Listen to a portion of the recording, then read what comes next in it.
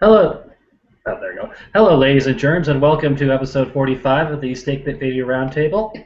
I'm Clefo. We are joined by the first time by Fabian Ardaya, new Snakepit writer. He does these series previews now. We'll be joined by Soko allegedly in a little bit. But first off, to get things started, usually we lead off with, oh, how did the Diamondbacks do last week, performance-wise? It's been a So, solid week. Solid week, I have to say. We pretty much doubled our home win total for the season in this past week, so that's promising. pretty much, yeah, literally. Yeah, going from having the worst home record in baseball to having at least looking respectable this past week has been so more promising. And of course, this team's actually been quite successful on the road, 12-10, I think. So it's promising, especially against a couple of teams like the Nationals and the Dodgers, who have proven to be at least 500 this year, and especially the Dodgers winning 2 out of 3 from them, sort of is more of a moral victory than anything. Yeah, I agree there that it's like, and sorry for the little brain fart there. I had something freeze up for a second, but you went with it. But yeah, it's kind of feels like if it weren't for the Addison Reed implosion on Monday, it could have been two winning series. But beggars can't be choosers, I guess. But yeah, it was a pretty respectable week, and it just sort of goes to show how just awful the season has gone so far because it's like, oh, it's the middle of May and you've won your first home series. Good job. Um, but yeah, there's definitely positives to draw on this weekend. I think the biggest sort of hallmark game was last night's game, winning 18-7. Uh, I mentioned last week on this show how if you look at the baseball reference page for the Diamondbacks this year, they have that little game results chart where the green bars are kind of sticking up for wins, and then there's a bunch of these like really deep red bars for losses, and then you have yesterday just this big tall green bar up there for some reason, and that's just another testament to just how bad April was. But that was a fun game last night. Especially since Kershaw didn't last 2 innings, and that's also very much a moral victory as well as an actual victory. Well, that's something we've said since the beginning of the season is even when the Diamondbacks were winning games, they were just barely skating by, barely winning those close games. So I think the biggest thing there was just showing that we could blow a team out, and especially with it coming against Kershaw, that was probably the biggest surprise going into this entire series. Having, I think it was Greinke, then Kershaw and Heron. You thought that this would be essentially a rough weekend series for this offense, to say the least, and then just to explode for 18 runs the night after getting shut out was extremely, extremely surprising. Yeah, definitely. And the game earlier today was it was a two-run game, but it kind of felt like it was more than that. Even though the Dodgers, it, it was also an odd game because you weren't really expecting that sort of offensive performance. But you started to have guys like Cody Ross got his first home run today. Eric Chavez has shown a bunch of power. So you're starting to have guys sort of on the offensive end just sort of start to pick it up a little. And who knows what that means going forward because that terrible April probably doomed any chance of any postseason success. But at this point, you're just sort of taking it day to day and just sort of evaluating players on an individual level to see what they are. To see what they have in the future. Yeah, Cody Ross sighting finally. Seeing some production out of him is always good, especially after that crazy injury he had last year. The guy that's really stood out to me this last week has probably been Chris Owings, back-to-back three-hit games, definitely for sure. And he's been definitely subject to criticism early on in his career, but stepping up big, and he's sort of proving why they had so much faith in him, despite a solid year last year from Didi Gregorius. Yeah, he's definitely seemed like. I think we went into the season thinking of Owings and Gregorius that both would be on the roster in some fashion, and they just sort of duke it out. But I think it was a mild surprise at the time that Owings and only Owings was the roster, and Owings was the opening day regular starter guy. But I think that particular decision has been validated very, very much so through Owings' play this year, and he is a genuine candidate for National League Rookie of the Year, I think. Yeah, back-to-back years where it seems like a Diamondbacks rookie or youngster has sort of come out of the woodworks a bit. We expected that from Adam Eaton also last year, but of course that was sidetracked. Yeah, but Owings has stayed healthy. His bat has definitely shown it, and his defense, I think, well, not like to the level of what we perceive Gregorius to be at. It's definitely up there, or at least better than you expected. So yeah, there's that fun stuff. But the biggest thing that happened the past week in Diamondbacks, the sort of overarching headline, the rare national headline-making story for the Diamondbacks was Tony La Russa, who you might recall from such hits as the Cardinals of the late '90s and into the 2000s, and as well as those late '80s Oakland Athletics teams who went to 3 straight World Series, has been hired on as the chief baseball operator, or I think that was the title. I wrote that darn news article, I should know, but for the Diamondbacks, which, as a title in itself, does not exist anywhere else in the big leagues. And it was sort of announced that he would be reporting to the CEO, Derek Hall, and the general manager, Kevin Towers, would be reporting to him. Now, this was sort of a shock to people, but we've had a few days to sort of digest it, and we've had press conferences and the whatnots. So, what was your initial reaction to this happening, and how do you think this will be going forward? Well, the Cardinals, I think, have been arguably the best-run organization in sports for decades, it seems, and it's anytime you hire someone out of that, like Dave Duncan this past offseason, and now Tony La Russa, I think that's a great deal. Also, with just Tony La Russa in general, he's had success basically everywhere he's gone. 3 World Series titles. He's a Hall of Famer, so of course you can't go wrong with that. I just thought my initial reaction to that move is we just pulled a Phil Jackson going to the Knicks just a couple months ago, and now it looks like the Diamondbacks are making a similar move. Just having the presence of La Russa, I think will feel more than his actual impact will be. Yeah, he's definitely a name out there. And I'm a little skeptical. I mean, it's not like a overly negative skepticism. It's just more like a healthy, like, this guy's a big name. He's never done this job before, and so who knows how that'll go out. Because when I immediately think of that kind of thing, I think of, Michael Jordan running the Washington Wizards. Oh, hey, Kwame Brown, you're the first overall pick. Good job on that one. But that being said, this is a totally different sort of situation. And La Russa, of any manager I've ever known about in my lifetime,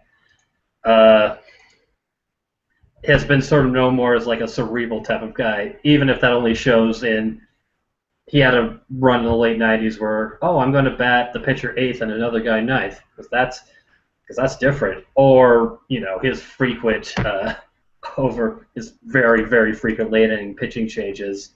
But as far as what it will do for the team, it's kind of hard to say going forward, because like I said, his specific title hasn't existed in baseball, but there are some sort of like comparable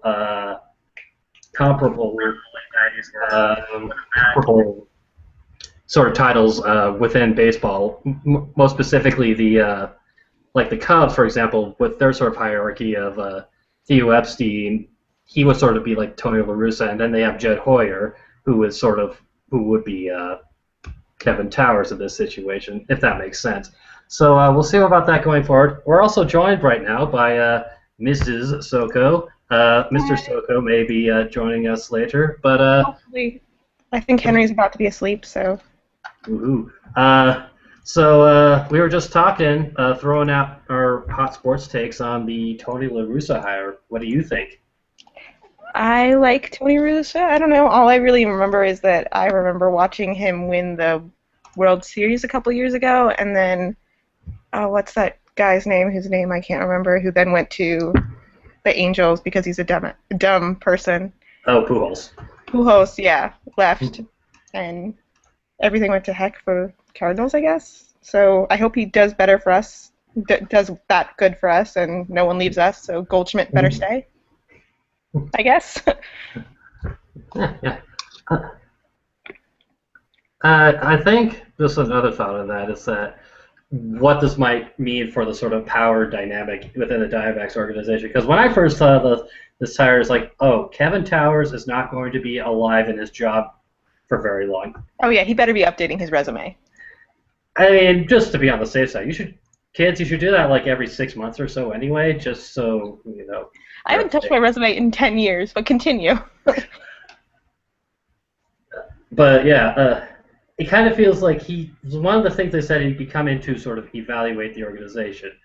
Now, I think that's sort of good as opposed to he comes in and immediately just takes a hatchet to everything. But at the same time, you know, he might not, who knows. I'm really hedging here.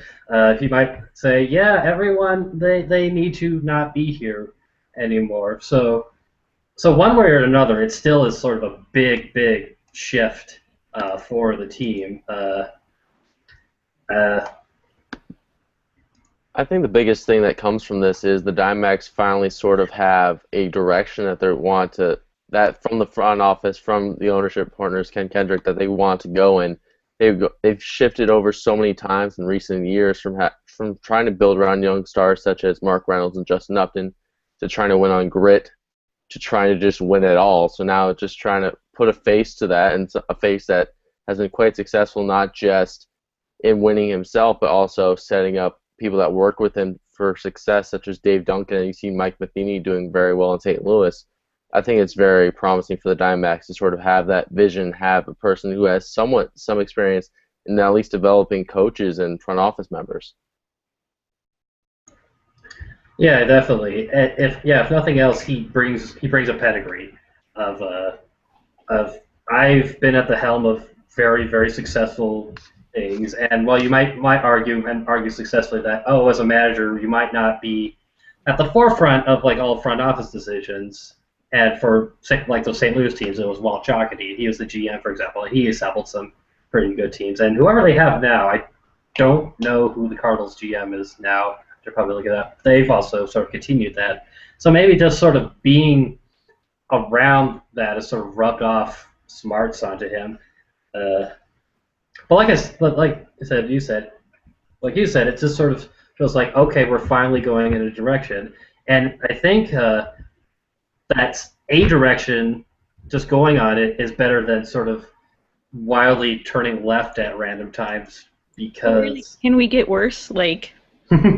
Literally, I mean, Toulouse has been here, 3 games, and we're already doing arguably much better than we were doing a week ago today, so he might have done nothing, and at least we can feel like he's doing something. Yeah, we might as well throw him a parade now. We have a winning record with him currently as our chief baseball officer, so... Heck yeah. Just the impact he makes, sort of like the Phil Jackson hire, like I said before, it makes things at least appear better. It makes it feel like at least having his face and his voice might bring in free agents, might bring in influence around the league, and more front office members might start to pay attention to the Diamondbacks now after sort of having Kevin Towers' moves be ridiculed in recent years. And hopefully, unlike Phil Jackson, if he needs to find a new manager, his first choice will actually go with the team.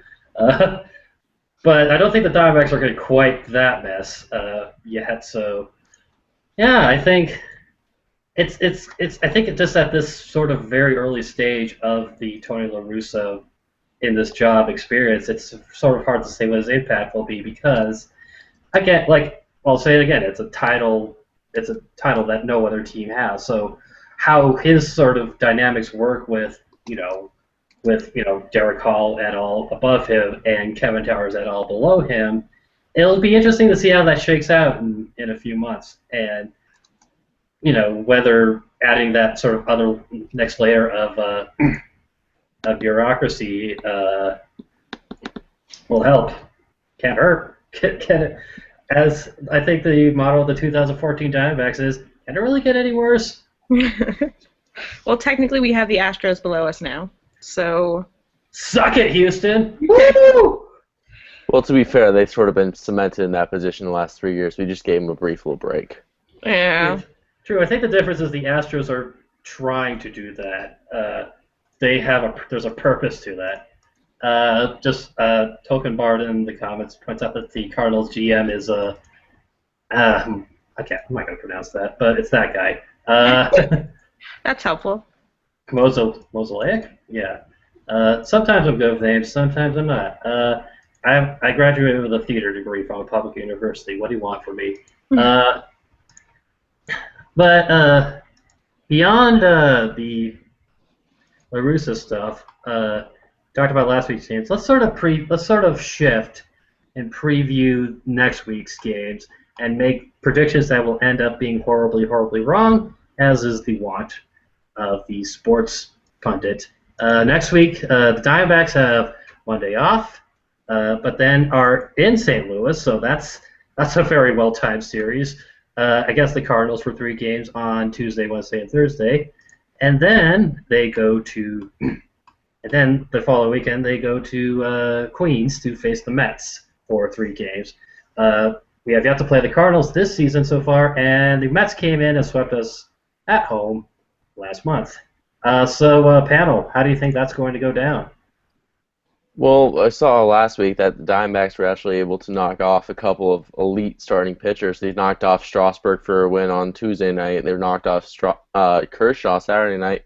And the Cardinals definitely have their stud starting pitching, but I think the Cardinals' supposed strength was their bullpen, but it sort of has come undone the last couple of games. Trevor Rosenthal, I think, blew a save today, had to go for the 4th straight game. That might be a point of weakness, and I think at least one game is reasonable to take from that series, from that opening series. And then the Mets series, who knows what's going on with them. They look good one series, look off one series. They've been very inconsistent. I think a series win might help to sort of keep going with that streak. So I think if we split that road trip, will be good. I hope we split the road trip. I don't know. I'm so not optimistic anymore. Like, I used to be the person who would always be like, no, we're going to win it this time. But now I just don't feel confident. But I guess, I don't know. I don't really know the Cardinals that well. I follow the Mets because I have a friend who follows the Mets. So I agree that they've been inconsistent. So I guess we'll beat the pants off the Mets and hopefully take 1 or 2 games with the Cardinals. I think it'd be nice for Tony La Russa if we beat the crap out of the Cardinals so he can feel good about trading teams. I don't know. But, yeah, I hope we take the Mets so I don't have to hear her cheer about it. And, yeah, 1 game with the Cardinals. I agree. Yeah, like I said, it's a very, very well-timed series with the Cardinals. I wonder if that's going to be a sort of weird talking point. It's definitely, if you're a sort of person who's able to watch the Cardinals broadcast with us, games, or at least the first one, you should probably do that because we're probably going to talk about that, and they might sound hurt about it. Who knows? Just on your side, the Cardinals are decent this year. This past few weeks of Diamondbacks baseball has sort of thrown what I've thought about the team within a loop. And they're a better road team than home team still, and it's like, yeah, it's really hard to say. 3-3, yeah, that would be acceptable. I would imagine the 2 would come from the Mets and 1 from the Cardinals. I base that on nothing, but I mean, that's the sort of nature of predictions. It's just that you sort of have to realize what you're doing. It was like, yeah, I probably could be wrong, but that's okay. I think another interesting thing about these upcoming games is, well, okay, you got the Tony La Russa narrative, and you have the Cardinals, who are also a good team, and as you said, we got some elite pitchers early, and the Cardinals will be a sort of good barometer of how the team is playing right now, because they are technically second in the NL Central. They are second, but they're barely above 500, so who knows how you judge them that way. But Yeah, this team is just so hard to read right now. I think that's what my stammering right now is getting to. Well, I know the Cardinals have always prided themselves on pitching. They're still one of the top 5 pitching teams in baseball this year, and that's something that I think will give the Diamondbacks problems. The Diamondbacks, despite all their pitching problems, have actually been a solid team offensively this year. I think they're 12th in the league in runs. So if their offense goes down, I think the team goes down with it. We saw it Friday night against the Dodgers. We got shut out, and it's just a 7-0 rout. Yeah, definitely, because the starting pitching has not been something to rely on at all this season, and you never know, who's you never really. There's not really one guy you could point to and say, okay, he's going to have a good start because, you thought maybe that's Wade Miley, but he's had a few starts where he's gotten lit up, and it's like, okay, maybe it's Brandon McCarthy, and then he has 2 good starts, gets lit up, another start, has another good start. So there's not really been a consistent threat to the starting pitching or the relief pitching for that matter. But yeah, it's definitely been sort of as the offense goes, so go the Diamondbacks because pitching is not doing well. Yeah, I feel like I've been watching the Diamondbacks since 2007-ish, so it goes back. Hey guys. Oh god, that's so creepy. Sorry. Hey. No, seriously. Okay. I've been watching the Diamondbacks since like 2007, and I swear to God, I'm trying really hard right now. Hold on. Seriously, move. I'm gonna smack you really hard. Okay. I've been following the Diamondbacks since 2007. And they have not been consistent with pitching in any form for like the whole time I'm watching, except for like when we had Brandon Webb, and that lasted for like a half a season that I watched him, and then we went to go see him pitch a really short game, and then it was done. Never mind, someone else stronger. I'm gonna punch my husband. But I see what you're saying. I'll just jump in there to save you from the awkwardness. Yeah, outside of like the Webb Herring years, there hasn't been a sort of like dominant Arizona, starter, unless you want to count like Ian Kennedy 2011, and that sort of has been exacerbated by again some of the Kevin Towers trades of this guy, here's Trevor Bauer, he's kind of weird, but he might be a good starter. Nope, give up on him. Here's Tyler Skaggs, he had some mechanical problems, he can fix it. Nope, you're gone. And then my baby Patrick Corbin. Sorry. Yeah, those are bastards. Yeah. But I get your point, is that which is funny because the early years of the Diamondbacks, once Randy Johnson and Kurt Schilling got, they were sort of known for having this sort of dominant starting pitching, even in a very hitter-friendly ballpark like Chase Field. What the? That would be a My Little Pony. It's not August. Was it 9th? No, we had it last year. We had a My Little Pony game, and it brought us back. Ponies will rise again. The ponies will rise again. For those of you new to Snakepit traditions, August, what was it, 9th? I'm going to look that up. But a day in August, starting in 2011, which was a game against August 9th, which was a game against the Astros where the Diamondbacks got down, I don't know, it was like 7-0 or something. And then someone in a GDT decided, let's post pictures of ponies. In fact, that person is right there. And thus that happened, and the Diamondbacks came back, and ergo August 9th has become Pony Day. And in 2012, which was a game against the Pirates, they also came back from a lesser deficit, but still. And I believe the same thing happened last year. And let's check the schedule. August 9th, 2014. It's a game against the Rockies. Oh. That would be nice to beat them. So, yeah, that's a weird thing, but now you know. The more you know. And to add to this, Jim hates it. Oh my God, he hates the My Little Pony thing so hardcore. I don't think it's actually. That's what makes it good. Even better, yeah. Yeah. If he liked it and embraced it, then it'd be like, oh well. It's like when you're a kid and like you hear a song on the radio, you're like, yeah, that's pretty cool. Then your dad's like, yeah, I think that's pretty cool too. It's like, oh. Right. Or if your dad's like, "This is total crap." Then you're like, I need to buy the CD. Now. Okay, kids, CDs were a form of electronic devices that were from a few years ago when we were young. You used a laser to read the information off of it. It's so shocking. Which was then converted into sound waves that you could listen, as opposed to being coded into a piece of software. Okay, you take the joke too far. It's one of these things. So the farther. Oh, wow. Yeah. Old guy here. Yeah, my laptop from 2011 has a CD player.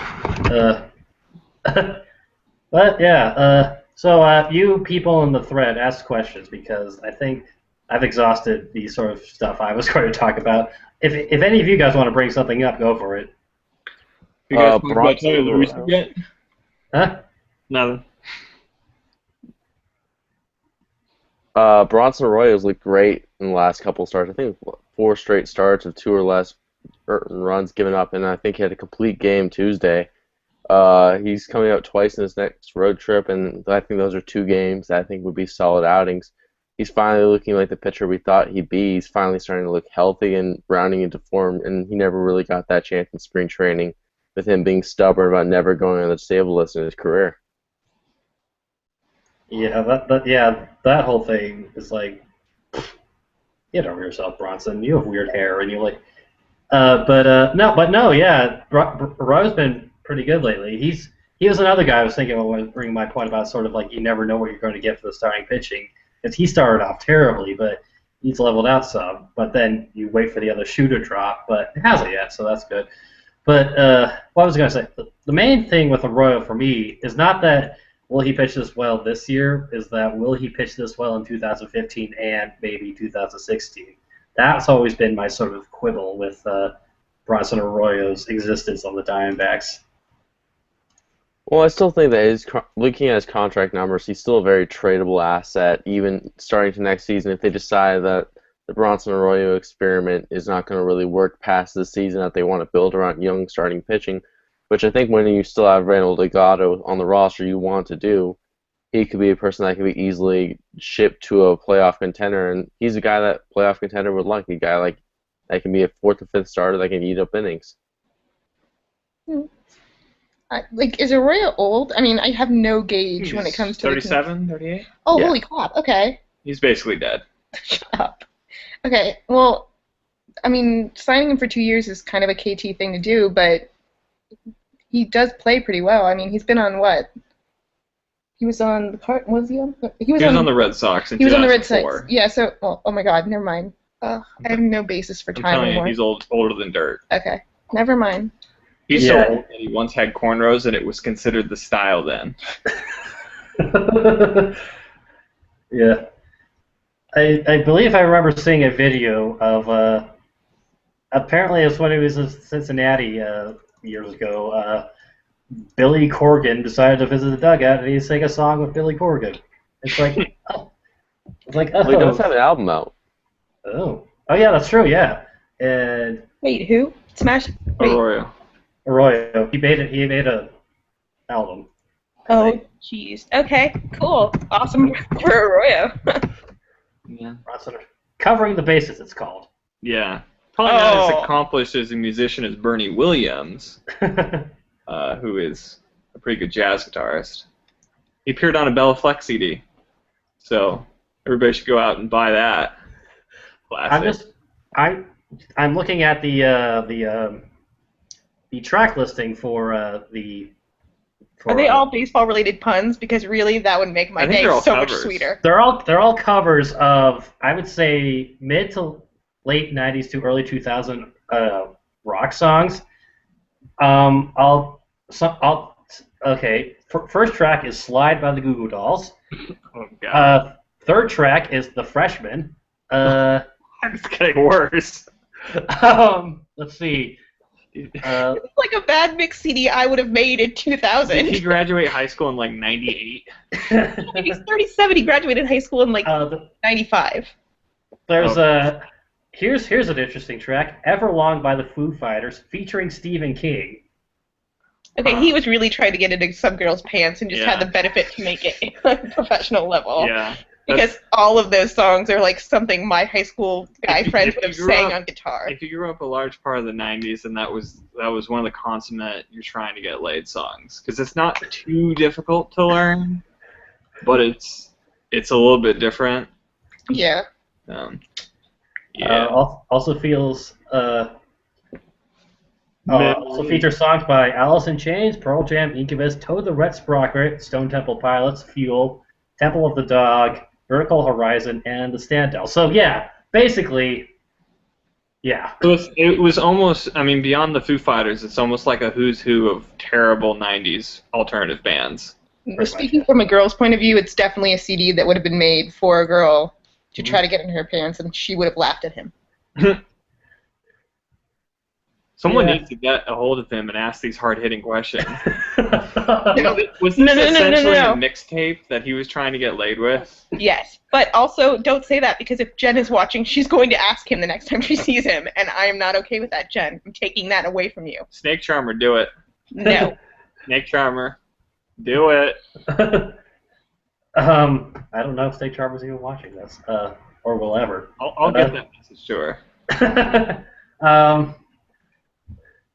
Kishi asked in the thread, "Hey, what's wrong with people who graduated high school in 1998? Comment jerk."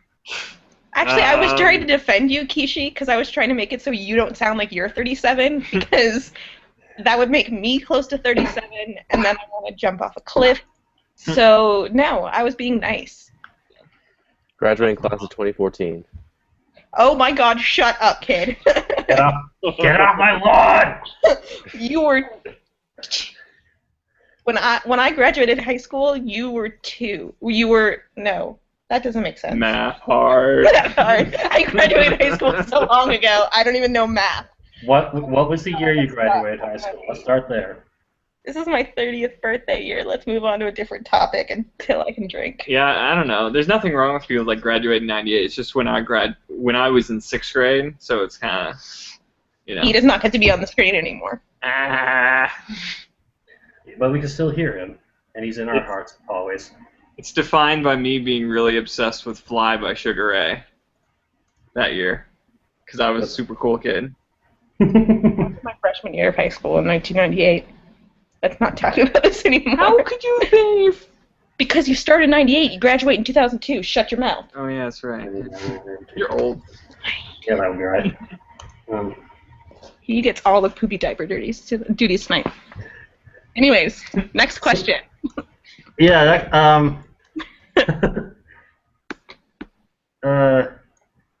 about Arroyo, this is from Kishi. Okay, do you think Randy Johnson could be a good influence on him? I mean, not as a picture, but RJ takes pictures of rock bands. Could he make Arroyo's band look cooler? Okay, good, because I was about to say, I don't think RJ should be anyone's influence. He's kind of a jerk face. Continue. Yeah, it's kind of funny, but... He tried to change himself, though, because his last couple seasons he talked about how he wanted to, mentor and influence younger pitchers, and I don't know if that was just him talking, but it was certainly something he put out there. Well, I think Randy's at least had influence on Bronson Arroyo over hairstyles, very similar. Very true. Is there a picture of Randy Johnson with cornrows? Because my life would be complete. That would be amazing. That sounds like the sort of final item in a very high stakes scavenger hunt. Get Randy Johnson to wear cornrows. I would pay all the money I do not have. It was good to see Randy in a throwback jersey today, though, for the 10th anniversary of that perfect game. It was also good to see Hammock, because I sat down in a Starbucks like 4 years ago and listened to Robbie Hammock give an interview about being involved in the perfect game. So that makes you sound like a creeper, really. No, I didn't do it on purpose. I was sitting there and he sat down next to me. You're like, Shut up. uh-oh, there's Robbie Hammock's car. I gotta follow him. I didn't know who he was. I had to ask Tim. I was like, I'm sitting next to the catcher from the perfect game, and he looked it up, and he was like, it's Robbie Hammock. Look it up. I knew who it was. Oh, okay. Yeah. I watched that game in a terrible Mexican food restaurant in Yuma. Memories. I missed that game because I had to do math homework that night. I had a friend contact me on AIM because it was 2004. Yeah. And in all caps, Randy Johnson threw a perfect game. I'm like, I missed it. Damn it. Damn it, pre-calculus. This was back before I watched baseball because I hadn't met some jerk face. Yeah. So I don't really know. But you did use AIM then, so you can at least... I did use AIM. I used AIM all the time. Not in 2004. By 2004, I was too cool for AIM. I was behind that curve, I guess. What? I was behind that curve apparently then. Yeah, me too. No, I was just in Flagstaff, and like everybody I knew was in a 4-block radius. So why would I be on AIM? What do you remember about that perfect game, Fabian? I remember just not really understanding fully what Perfect Game was, but just that it was good and that Randy Johnson was the guy that won us the World Series. So that's basically it. And I come to find out later that really that should have been Kurt Schilling's series. Yeah, and Kurt Schilling himself, if I recall, I remember the Ben Davis bunt game in 2001 where Bob Brenly got bleeped hard by the media in the post-game interview about that, because you don't bunt to break up a perfect game, but that guy did, and guess what? That's the only thing he's famous for. So suck it, Padres catcher Ben Davis. That was his name, right? I'm not. I think so, yeah. Okay, because that'd be really funny if I just gave whoever that was a generic name and it happened to be wrong. You just smeared some random guy. Someone named Ben Davis is watching this. Is like, why is he so mean? Why is he so mean to me? I'm gonna listen to Coldplay and talk about my feelings on Tumblr. I'm gonna listen to the Bronson Arroyo CD and then try to get the girl to love me. Yeah. I'm gonna make a cover CD of Bronson Arroyo's cover CD and give it to a girl so she'll love me. Yeah, there are 3 bands on that track list I'll ride for. All the other ones, yeah, you can, yeah, no. 2002 me would vote for pretty much every song on that CD, but 2014 me says no. Yeah, 2002 me would have voted for a lot of stupid stuff. 2002 We me. need to delve into that. No. I think we should have 45 more minutes on what you did in 2002. Okay, let's go. People are interested. As the oldest person in this group, I'm not talking about what I did in 2002. You, Shut your face. I think I'll just open it up to if you guys want to bring something non-2002 related to the discussion before we wrap up, because I'm just looking at the time. And it's about that time. We finally won a series against the Dodgers. And a series at home. Yeah, and a series at home, so that's pretty nice. And one thing. Go ahead. Go ahead. I don't got anything else. I was just happy about that. Well, sort of piggybacking off that point, if you take away the Dodgers record against the Diamondbacks this season, they're a below 500 team, I believe. That sort of goes to show how luckily they scheduled with how poorly the Diamondbacks played. Yeah, the difference between our 2 records is essentially the Dodgers beating up on us. Which, for us, I mean, yeah, we've spent $100 million, and that's disappointing, and now we got Tony La Russa, blah, blah, blah, blah. Everybody hates KT, let's throw him off a bridge. But it's even worse for them when they have the highest payroll in baseball by a pretty large margin, and they're very obviously going all in and acting like that they're going to get something or they deserve something. This is a pretty terrible situation for them and completely inexcusable. So if they don't get it turned around, then it'll be amusing to watch what kind of drama happens over there. And might I add, ha ha ha ha ha ha ha ha to them. Yeah. Well, if the Dodgers don't turn things around by July, they're going to have to spend more money and get someone else in the trade deadline to try to become a contender. So. Yeah, they've kind of committed themselves because a bunch of those guys, too. It's not even that they have a bunch of really short contracts or things that are about to expire and they're all really expensive. it's that they're all going to be around for a few years as well. So you have no choice. You either try and dump them on somebody else and rebuild, which they're not going to do, or you commit yourself to spending more money. So all they could ever do now is spend more money until they can dump some of those contracts. Yeah, and they just seem like I mean, I don't know. All I really know about the Dodgers, outside the fact that I hate them, is everything I read off of True Blue LA, and I don't know, because I follow him on Twitter, and he just seems desperate and desperate. Like everything is slowly becoming crumbling, and it's really sweet to watch. Well, funny thing that could be a storyline for the Dodgers coming down the stretch of the season is they have 4 outfielders who are all-star level, and one of them might be traded for starting pitching. And I think that one might be Matt Kemp, and it'll be interesting to see where Matt Kemp lands. And actually, I think a team that could be interesting to see that they go there is the Giants. I don't think the Dodgers would trade in division like that, but it's a perfect fit for the Giants. He knows that stadium, and he's played there long enough. Just sort of another NL West storyline to look out for. I would laugh so hard if that happened, just because. I would cry openly. I do not need the Giants to beat the crap out of us. I mean, seriously. We just got over that from 2011 and 2012. Can we not have them get a good team? Well, I think it's just mostly for the fact of the sort of Dodger fan angst of, no, this guy who was the face of our franchise is now with the enemy, and the Giants fan counter angst of, no, this guy who's a Dodger, we have to like him now. And they all do this. I know a lot of Dodger and Giants fans, just, familial and otherwise, just they all do this. It's kind of weird. Well, Brian Wilson is on the Dodgers. Oh, yeah, Brian Wilson. Oh, God, Brian Wilson. Ugh. Yeah. That beard needs to be burnt. Fear the dreadlocked beard. Yeah. Brian Wilson, I've said this before, but if you were to have a dictionary of sort of like phrases and you looked up trying too hard, his picture would be there. Yeah. All I can think about him is I don't think so, because that's a phrase, and generally phrases aren't in dictionaries, but if you did look it up in there, it'd probably just have the definition, hey, what? Hey. I thought I qualified that.